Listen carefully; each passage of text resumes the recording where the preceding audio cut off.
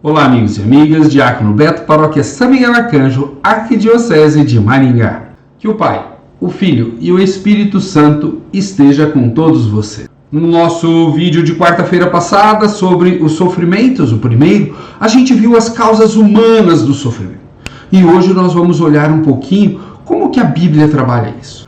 Então nós vamos começar que a Bíblia, ela nos trata como criaturas. Como criaturas, nós estamos mergulhados nesses mistérios de Deus. E dentro desses mistérios existe a nossa finitude, as nossas limitações e os nossos medos, as nossas misérias, os nossos problemas, a nossa própria existência. E no Antigo Testamento, parece que o sofrimento não estava nos planos de Deus. Deus criou Adão e Eva para ficar no paraíso, junto dele. E aí, o sofrimento é visto como um pecado, como um castigo pela desobediência por um bem não realizado, que é quando Adão e Eva desobedecem a Deus. Então, o Antigo Testamento trata o sofrimento como uma forma quase que de Deus punir o homem por algo que ele fez. E nas histórias de Adão e Eva, Abel e Caim e dilúvio, nós temos isso. Adão e Eva são punidos sendo colocados fora do paraíso. Ele é punido sendo um errante pela terra. E os homens são punidos também na história do dilúvio, falando diversas línguas. Ou seja, a gente tem punições, todas elas causando sofrimentos. Então parece que o Antigo Testamento ele se encaminha como que o sofrimento sendo uma desobediência, uma punição de Deus. E aí nós vamos ter o livro de Jó. Jó sendo severamente punido como alguém que fez algum pecado. E no livro todo ele discorda daquilo lá. E os amigos vêm, você errou, você pecou, Deus está te punindo. E Jó discorda e briga com os amigos. Aparece um quarto amigo e assim por diante. E ele, de maneira nenhuma, concorda com aquilo. Até que ele quer brigar com Deus. E lá no final ele vai falar assim: hoje meus olhos te viram e eu me arrependo. Jó tem uma experiência muito bonita de Deus. E no capítulo 42, versículo 7, nós vamos ter Deus falando para os seus amigos: estou indignado contra ti e teus amigos porque não falaram corretamente de mim. Ou seja, eles estavam defendendo Deus o tempo todo? Não. Eles estavam defendendo uma falsa imagem de Deus, de um Deus que pune. Então aonde que Deus está no sofrimento humano? Exatamente ao nosso lado.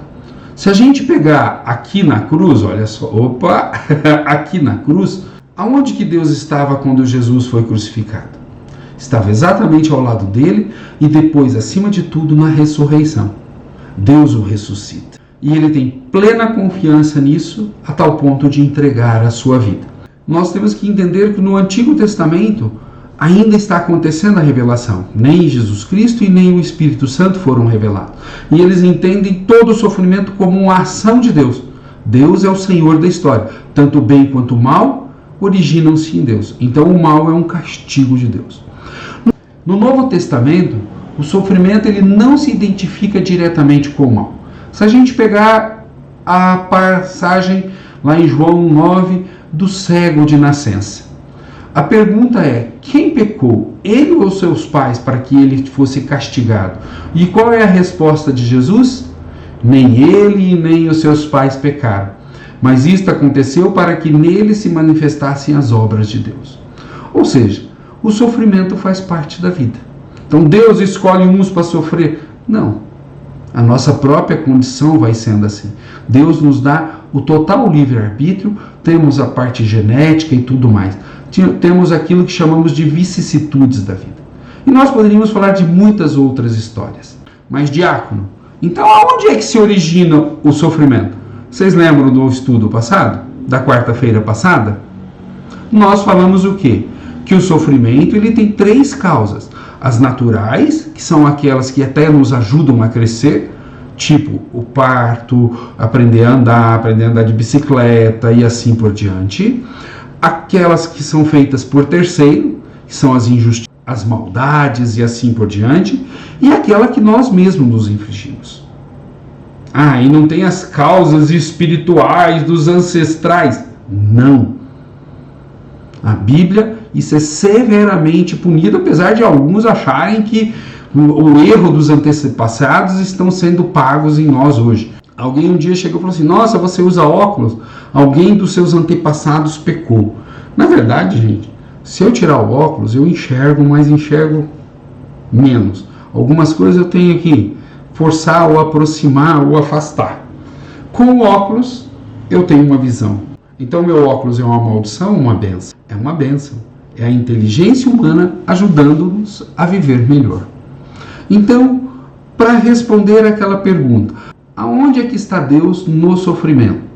Deus está exatamente ao nosso lado, conosco, falando assim: olha, as dores naturais, beleza, as dores das injustiças que sofremos, um dia elas serão julgadas no pós, e não agora com justiça pelas próprias mãos. E você cuide de você mesmo como templo do Espírito Santo. Então nós temos uma religião que nos liberta, um Deus que está ao nosso lado. Por que nos liberta? Porque não temos julgos passados para pagar. O erro dos meus ancestrais serão acertados eles mesmos diante de Deus quando lá estiverem. E já foram. Aonde estão? Não sei. Rezo para que estejam no céu, para que Deus os acolha. E os meus erros? Bom, os meus erros eu vou pagar por eles mesmos. E Deus? Deus vai usar de toda misericórdia para comigo e para com você.